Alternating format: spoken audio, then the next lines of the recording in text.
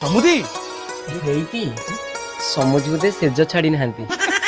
ଠିକ କହିଲେ ରସିଆ। ଏ ଯୋଉ ପାଗ ଦେଇଛି ସମୁଦ୍ରଣୀକୁ ଛାଡିକି ସମୁଦ୍ରର ଇଚ୍ଛା ହଉଥିବ ଆସିବା ପାଇଁ। ସମୁଦି ନମସ୍କାର ସମୁଦି। ନମସ୍କାର। କଣ ମାନେ ସବୁ କିଏ? ସମୁଦି ଯେତେବେଳେ ଆପଣଙ୍କ ଘର ଚାନ୍ଦ ମୋ ଘର ଯାଇକି ଉଇବ ସେଦିନ ପୂର୍ଣ୍ଣିମା ହବ ନା। ମୁଁ ବୁଝିପାଇଲିନି। ଓହୋ ସମୁଦି ଯେତେବେଳେ ଆପଣଙ୍କ ଘରର ଝିଅ ମୋ ଘରକୁ ବୋହୂ ହେଇକି ଯିବ ତାକୁ ମୁଁ ଚାନ୍ଦ ହିଁ ଡାକିବି ନା। ଓହୋ, ଆପଣ ତାହେଲେ ଝିଅ ଦେଖିବା ପାଇଁ ଆସିଛନ୍ତି।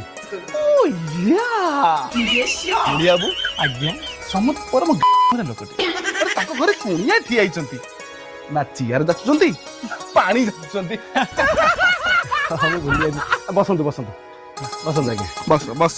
ହଁ ହ୍ୟାଲୋ ମା, କୁଣିଆ ଆସିଛନ୍ତି, ପାଣି ଗ୍ଲାସ ଆଣିକି ଆଇଲୁ। ଆଜ୍ଞା ଆପଣ ଘରଟା କୋଉଠି?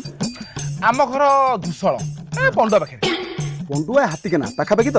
ଠିକ ଠିକ ଠିକ ଠିକ। ଆଚ୍ଛା ଆପଣଙ୍କ ପୁଅ କଣ କାମ କରୁଛନ୍ତି? ଆମ ପୁଅ ମାର୍କେଟିଂରେ କାମ କରୁଛି ସେ। ମାର୍କେଟିଂ କରୁଛନ୍ତି। ଆପଣ କଣ କରୁଛନ୍ତି? ଭାଇ ଏ ଦେଖିଲା କଣ କେତେ ହବ ଦେଖିଲା। ଆରେ ଶଳାଇ ଶୀଘ୍ର ନେଇଯା ନେଇଯା ଶଳା। ଏଇଟା ଆମ ଘର ନା କବାଡ଼ିଆ ଗୋଦାମ? ଗରମ ହୁଅନ୍ତୁ ଗରମ ହୁଅନ୍ତୁ ସମସ୍ତେ ବେପାର ପାଇଁ କଥା ଟିକେ 2 ମିନିଟ୍ କଥା ଯିବି। ବାବୁ ଟିଣଟା ଭଲ ଅଛି ବାହାରିଲେ ଅପେକ୍ଷା କରିଥାଅ। ମୁଁ ଟିକେ ସମସ୍ତଙ୍କ କଥା ହେଇକି ମୁଁ ଯାଉଛି।